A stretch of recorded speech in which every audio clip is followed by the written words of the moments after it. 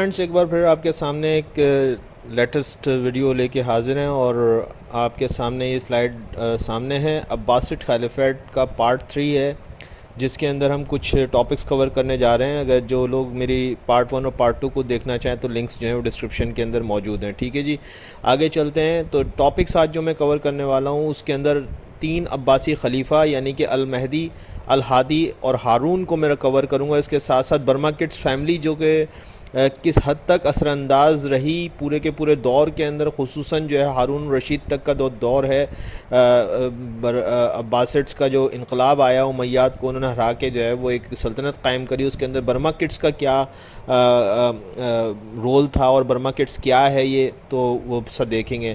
اس کے علاوہ جو ہے الخزیران یا خیزران جو ایک عورت تھی اس دوران میں، اس ہسٹری کے اس پورشن کے دوران میں جو ہے وہ بہت زیادہ پاورفل ایک خاتون، اس کے بارے میں ہم جاننا چاہیں گے کہ کیا اس کا سلسلہ تھا۔ تو چلتے ہیں اگلے سلائیڈ کی طرف۔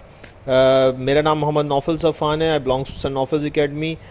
پلیز اگر آپ کو سبسکرائب کر لیجئے میرے چینل کو اور لائک کر دیجئے اگر آپ اس سب بات کا حقدار مجھے سمجھتے ہیں۔ آگے چلتے ہیں۔ المہدی سلطنت عباسیہ کا تیسرا خلیفہ تھا۔ اس سے پہلے ابو صفا اور المنصور جو ہیں وہ خلیفہ بن چکے تھے، جس کے بارے میں اگر آپ جاننا چاہیں تو میری ویڈیوز جو ہیں وہ اس کے لنکس پارٹ 1 پارٹ 2 کے موجود ہیں۔ سلطنت المہدی جو ہے سلطنت عباسیہ کا تیسرا خلیفہ تھا، جس نے کہ 775 سے 785 یعنی تقریباً 10 سال حکومت کی۔ عباسی خلیفہ مہدی کا پورا نام ابو عبداللہ محمد بن عبداللہ المنصور تھا۔ زیادہ تر المہدی عباسی کے نام سے جانا جاتا ہے۔ المہدی نے 775 عیسوی سے 785 عیسوی تک خلافت کی باغ ڈور سنبھالی۔ وہ اردن کے علاقے حمیمہ میں پیدا ہوا۔ اس کی والدہ عربی نسل سے تھیں۔ المہدی جب 10 برس کا تھا تو اس کے باپ نے عباسیوں کے دوسرے خلیفہ کے طور پر سلطنت کو سنبھال لیا تھا، یعنی کہ المنصور نے۔ ٹھیک ہے جی، اور المنصور نے اپنے بیٹے کو مستقبل کا بادشاہ بنانے کا فیصلہ کر لیا تھا، حالانکہ جو ہے اس کے بھتیجے کے حق میں تھی یہ جو ول تھی وہ اس کے بھتیجے کے حق میں تھی نیکسٹ سکسیسر کے طور پہ۔ بہرحال المنصور نے یہ فیصلہ کر لیا اور ظاہر سے بادشاہ تھا تو چاہے جو چاہتا کر سکتا تھا، اس نے کیا بھی۔ چنانچہ اس کی تربیت یعنی کہ المہدی کی تربیت جو ہے وہ بھرپور طریقے سے کی گئی شروع سے ہی۔ المنصور نے بغداد کو جب تعمیر کرایا تو المہدی 15 برس کا ہو چکا تھا۔ برماکی خاندان نے بغداد کی تعمیر میں اہم کردار ادا کیا اور یہیں سے ان کا اثر و رسوخ عباسیوں کے دربار پر چھاتا چلا گیا۔ اب یہ برماکی خاندان کیا ہے؟ یہ بیسیکلی ایک ایرانی نسل کا خاندان ہے اور جو ہے یہ اس کے چند کریکٹرز آگے چل کے آپ کے سامنے آئیں گے، وہ میں بھی پڑھ دوں گا۔ تو وہ کریکٹرز جو ہیں وہ بالآخر جو ہے وہ پورے اس دربار کے اوپر جو عباسیوں کا دربار تھا ہارون رشید تک کے دور میں، ابو صفا سے لے کے ہارون رشید تک یہ 5 خلیفہ جو ہیں وہ ان کے دور میں جو ہے وہ خاص طور پہ عباسڈس کے اوپر جو ہے وہ برماکی خاندان کا بہت زیادہ جو ہے وہ اثر و رسوخ رہا سارے فیصلوں کے اندر، اور تاریخ کو اگر آپ ڈیٹیل میں پڑھیں گے تو آپ کو یہ سامنے آئے گا۔ بہرحال اس وقت میں ہلکا سا آپ کو انٹروڈکشن دے دیا۔ اور اس خاندان کا جو پہلا نام ہے وہ خالد ابن برماک ہے، جو کہ ابو صفا یعنی کہ جو بانی تھا اس خلافت کا، خلافت عباسیہ کا، اس کے ساتھ مل کر عباسی سلطنت کو قائم کیا تھا۔ وہیں سے اس کی دربار میں بہت اہمیت تھی۔ المنصور کے دور میں پرشیا کے صوبے فرس کا گورنر بنا۔ بعد میں اس نے اس قوم برما کی نے المنصور کی مدد کی وہ بغداد تعمیر کرے۔ اس کا بیٹا یحییٰ ابن خالد آذربائیجان کا گورنر تھا، یعنی کہ یہ جو خالد ابن برماک تھا اسی کا ہی بیٹا یحییٰ ابن خالد آذربائیجان کا گورنر بن چکا تھا۔ المہدی کے دور میں برماکیوں کی مزید اہمیت حاصل ہوتی چلی گئی ان کو۔ تو آگے چلتے ہیں۔ کہتا ہے المنصور نے المہدی کو ٹریننگ کے طور پر بہت چھوٹی سی عمر میں ہی بڑی بڑی جنگی مہموں کا انچارج بنا کر بھیجا، جس سے وہ مزید نکھر گیا۔ مزید 15 برس کی عمر میں عبد الرحمن کی بغاوت کو خراسان میں کچلنے کے لیے بھیجا گیا، جسے مہدی نے کامیابی سے سر انجام دے دیا۔ قتل و غارت گری مچا دی تھی، اس میں پڑھ رہا تھا اس کو ہسٹری کو، بہرحال اس کو مختصر کرتے ہیں۔ تو یہ آپ 15 سال کا المہدی آپ دیکھیے کہ وہ کیا کمال کر رہا ہے۔ تو المہدی خلیفہ بننے سے پہلے ملک کے ایسٹرن پورشن کا گورنر تھا، جس کا دارالخلافہ ری شہر میں تھا۔ یہ وہی جگہ تھی جہاں نوجوانی میں المہدی ایک غلام سلیو گرل یا کانکیبائن کہہ لیں، جو بھی خزیران کے حسن کا دیوانہ ہو جاتا ہے، اور نہ صرف یہ لڑکی اس کے پورے جسم بلکہ اس کے دماغ تک پر چھا جاتی ہے۔ کی غلام تھی اور اس سے المہدی نے ہی حاصل کیا تھا۔ بنیادی طور پر خضران کا تعلق آج کے سعودی عرب کے ساحلی شہر بیش سے ہے جو یمن کے بارڈر پر واقع ہے۔ کہتا ہے کہ المنصور دوران حج 775 عیسوی میں انتقال کر گیا اور المہدی تخت نشین ہوا۔ اس کے بعد سلیو گرل خزیران نے نہ صرف المہدی سے اپنے آپ کو آزاد ہی نہ کرایا بلکہ اس سے شادی بھی کی اور اس کے 2 بیٹے اور 1 بیٹی پیدا ہوئی۔ خزیران نے بڑی خوبصورتی سے اپنے شوہر المہدی کی پہلی بیوی کی اولاد کو تخت کی نامزدگی سے ہٹوایا اور اپنے بیٹے ہادی کو اس کی جگہ نامزد کرایا اور یوں الہادی اگلا خلیفہ بنا۔ خزران اور بڑے بڑے جنرلوں سے ملاقات کر کے انہیں آرڈر بھی دے دیتی تھی۔ المہدی کو دوران دربار پردے کے اس پار سے مشورے بھی دیتی تھی۔ یوں اگر یہ کہا جائے کہ اسلامی ریاست کی تاریخ کی یہ پہلی عورت تھی جس نے اپنے شوہر کے ساتھ مل کر عباسی سلطنت پر اس دور میں حکمرانی کی۔ المہدی کے دور میں زندیق نام کی ایک رسم کے ذریعے سے بہت سے سیاسی مخالفین کو اس لیے قتل کر دیا گیا کہ وہ اسلام کے دشمن قرار پائے، یعنی کہ نام نہاد قسم کی زیادہ تر یہ رسم تھی۔ زندیق میں نے یہاں پہ مینشن کرنا ضروری سمجھا کہ یہ آپ جان جائیں۔ بہرحال یہ خزران کا چیپٹر جو ہے وہ بہت ہی دلچسپ ہے۔ کہتا ہے کہ المہدی کے دور میں موسیقی اور شاعری اپنے عروج پر پہنچی۔ 10 سالہ دور میں سلطنت کو مزید وسعت ملی۔ المہدی نے کامیابی سے مختلف بغاوتوں کو کچلا، مثلا خراسان میں یوسف ابن ابراہیم کی بغاوت کو کچل کر عیسیٰ ابن موسیٰ کو گورنر بنایا گیا۔ المہدی کے بیٹے یعنی ابراہیم ابن المہدی اور علیہ بنت المہدی دونوں اپنے دور کے شاعر تھے۔ آپ دیکھیے یہ اس دور میں المہدی کے بیٹے جو ہیں اور اس کی بیٹی دونوں شاعری کرتے تھے، ٹھیک ہے جی۔ یہ دور تھا بغداد کا، آپ عروج دیکھیے۔ المہدی کے دور میں بغداد اپنے عروج کو پہنچ گیا۔ عرب، عراق، شام اور ایران کے بڑے بڑے اسکالرز نے بغداد کا رخ کیا۔ بغداد میں اس دور میں ہندو، یہودی، کرسچن، زرتش سب لوگ گھوم پھر رہے تھے اور بغداد عقل و دانش کا ورلڈ سینٹر بن چکا تھا۔ روایتوں میں ہے کہ المہدی کو اس کی ایک کانکیوبائن یا اردو میں کنیز کہہ لیجئے، اس نے زہر دے کے 785 عیسوی میں ہلاک کیا۔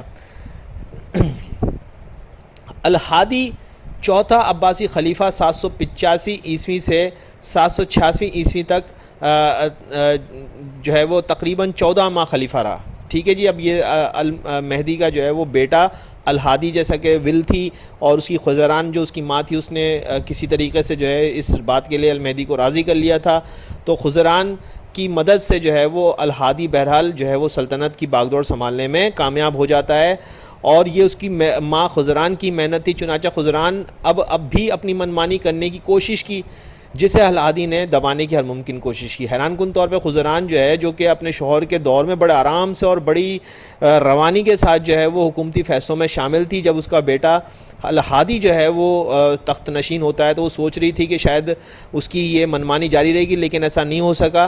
اس کے سلطنت پہ بیٹھتے ہی بے شمار اس نے الہادی نے بغاوتوں کو کچلا۔ حسین ابن علی ابن حسن کی بغاوت کو مدینے میں کچلا، اسے قتل کروایا۔ ہادی نے خارجیوں کو بھی ابھرنے سے روکا۔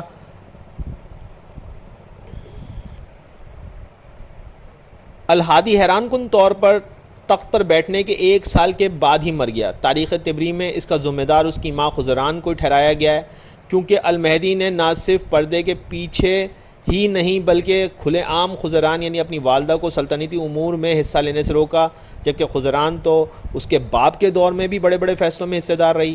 خود درباری بھی جانتے تھے خزران کا کیا رول ہے۔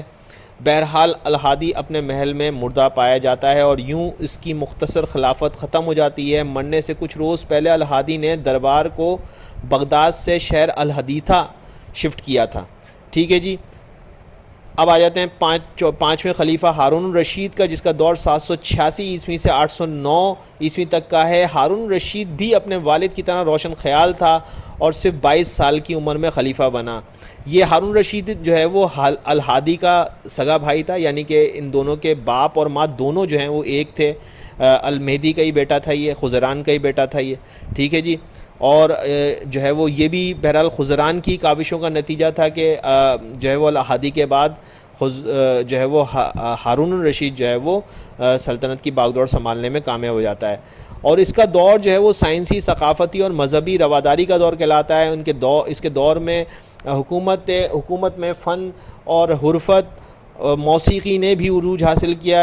اس کا دربار اتنا شاندار تھا کہ معروف کتاب الف لیلہ ہزار داستان کے لیے کہا جاتا ہے کہ یہ اس کے ابتدائی دور کے اندر ہی لی گئی ہے۔ الف لیلہ کے بارے میں یہ بھی کہا جاتا ہے کہ اس کی کہانی کی بنیادی کردار یعنی شہرزاد دراصل ہارون کی ماں خزران سے متاثر ہو کر لی گئی ہے۔ یہ اس میں ایک فیمیل کا کردار ہے شہرزاد، جو کہ بادشاہ کی، میں آگے سناتا ہوں یہ کہانی، تو وہ کہہ رہے ہیں کہ یہ ہارون کی ماں جو خزران تھی اس سے متاثر ہو کے کردار کو یہ بنایا گیا تھا۔ خزران ہارون کے دور میں، یعنی کہ ہارون کی ماں خزران ہارونی کے دور میں اپنی منمانی کرتے کرتے بالآخر موت سے جا ملتی ہے، اور 789 اے ڈی کے اندر جو ہے وہ اس کا انتقال ہو جاتا ہے۔ بہرحال الف لیلہ میں ہوتا یوں ہے کہ سمرقند کا ایک بادشاہ شہریار اپنی ملکہ کی بے وفائی سے دل برداشتہ ہو کر عورتوں سے بدظن ہو جاتا ہے۔ اس نے یہ دستور بنا لیا کہ روزانہ ایک نئی شادی کرے اور دلہن کو رات بھر رکھ کر صبح قتل کروا دیتا۔ آخر اس کے ایک وزیر کی لڑکی شہرزاد نے اپنی صنف کو اس عذاب سے نجات دلانے کا ارادہ کیا اور اپنے والد کو بمشکل راضی کیا کہ شہریار سے شادی کرا دے۔ اب آپ دیکھیے کہ وہ اسے پتہ ہے کہ یہ قتل کر دیتا اگلی رات، لیکن اس نے بھی بہادری کے ساتھ جو ہے وہ شہریار سے شادی کی۔ ٹھیک ہے جی، اس نے پہلی رات ہی بادشاہ کو ایک کہانی سنانا شروع کی۔ رات ختم ہو گئی مگر کہانی ایک ایسے موڑ پر تھی کہ بادشاہ شہرزاد کو ہلاک کرنے سے باز رہا۔ ہر رات شہرزاد کہانی شروع کرتی اور صبح کے قریب ایک ایسے موڑ پر ختم کر دیتی یا روک دیتی کہ اس میں ایک نئی کہانی کا تجسس بھرا دکھائی دیتا، اور بادشاہ اتنا اس حوالے سے کیوریس ہو جاتا کہ جو ہے وہ اس بارے میں جاننے کے لیے ہر روز شہرزاد کا قتل جو ہے وہ ملتوی کرتا ہے، اور یہ سلسلہ اتنا بڑھا کہ 1001 راتوں پر پھیل گیا۔ اور اس دوران میں بادشاہ شہرزاد کے تعلقات میں تبدیلی آ گئی، ان کے ہاں 2 بچے پیدا ہو گئے اور بادشاہ کی بدظنی جاتی رہی، اور یوں جو ہے وہ اس نے بادشاہ کا بہرحال دل جیت لیا۔ اس میں آپ دیکھ سکتے ہیں یہ شہرزاد اور بادشاہ بیٹھے ہوئے، اور یہ بغداد کے اندر یہ مجسمے نصب ہیں، وہیں سے میں نے اس کو لیا ہے۔ بہرحال کہتا ہے، بہرحال ہارون الرشید نے دوبارہ بغداد کی حکمرانی کا آغاز کیا۔ اب دوبارہ ہم ہارون پہ آ جاتے ہیں، اور اپنے استاد یحییٰ ابن خالد کو جیل سے دوبارہ نکالا اور اپنا وزیر بنایا۔ یہ اس کا استاد تھا بچپن میں، اس کو یہ برماکی، پھر وہی برماکی خاندان کا چشم و چراغ، یہ اس کا استاد تھا، اور اس کو اس کے والد نے جو ہے وہ، ہارون کے والد نے جو ہے وہ بہرحال جیل بھیج دیا تھا، لیکن جو ہے اس کو دوبارہ اپنے استاد کو نکالتا ہے اور اپنا وزیر بناتا ہے۔ اس کے بیٹے جعفر ابن یحییٰ کو بھی اہم پوسٹ پر بٹھاتا ہے۔ فوجی طور پر ہارون نے بے شمار کامیابیوں کو سمیٹا۔ بہرحال جس دن انہوں نے مسند خلافت سنبھالی اسی دن ان کی اہلیہ مامون الرشید کو جنم دیا۔ ان کی اہلیہ نے مامون الرشید نیکسٹ ایک خلیفہ چھوڑ کے اگلا خلیفہ بنتا ہے مامون الرشید، ہارون الرشید کا بیٹا، اور کہتے ہیں کہ ہارون الرشید کے دور میں عباسی خلافت کا دارالحکومت بغداد اپنے عروج پر پہنچ گیا۔ ہارون بھی علم و شاعری اور موسیقی سے شغف رکھنے کے علاوہ خود ایک عالم اور شاعر تھا۔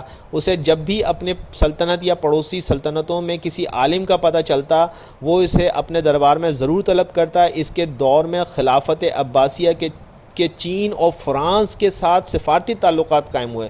اس کے دور میں ہی بیت الحکمہ بغداد میں قائم ہوئی، جو کہ ایک انٹرنیشنل لیول کی لائبریری تھی۔ اس کی بیوی ملکہ زبیدہ نے مکے میں حج پر پانی کی فراہمی کے لیے نہر کھدوائی، جو تاریخ میں ہمیشہ یاد رکھی جائے گی۔ مسلمانوں کے ایک سیکٹ اہل تشیع کے 7ویں امام موسیٰ کاظمی علیہ السلام کی موت ہارون کے دور میں ہی ہوتی ہے، اور کچھ تاریخ دان اس کا ذمہ دار ہارون کو ٹھہراتے ہیں۔ بعد ازاں ہارون الرشید نے شام کے حالات کے پیش نظر دربار الرقہ شام منتقل کر دیا، تاہم ان کا کہنا تھا، یہ شام میں نہیں ہے، یہ غلط لکھ دیا گیا، الرقہ میں بہرحال جو ہے وہ منتقل کر دیا گیا، تاہم ان کا کہنا یہ ہے کہ بغداد دنیا کے کسی بھی مقام سے زیادہ بہتر ہے۔ اپنی زندگی کے آخری دور میں رافع بن اللیث نے سمرقند میں بغاوت شروع کر دی، جسے ہارون نے جا کر کچلا اور وہیں بیمار ہو کر اس کا انتقال ہوا۔ یوں ایک عظیم الشان دور کا عظیم الشان جناب یوں ایک عظیم و شان دور کا عظیم و شان اختتام ہوتا ہے. اس کا مقبرہ امام رضا مسجد شہر مشہد یعنی کہ موجودہ ایرانی خراسان کے دارالخلافے میں ہے. تو یہ آپ کے سامنے بہرحال یہ الرقہ جو ہے میں دیکھ رہا تھا شام کے اندر ہی ہے, میں غلطی سے غلط بول گیا تھا, الرقہ شام میں ہی موجود ہے یہ. اور بہرحال ہارون رشید کے دور زیادہ تر جو ہے بغداد میں گزرا. This is all about my today's presentation. I hope کہ آپ کو جو ہے وہ پسند آئی ہوگی. اگر پسند آئی تو سبسکرائب اور لائک کر دیے. Thank you.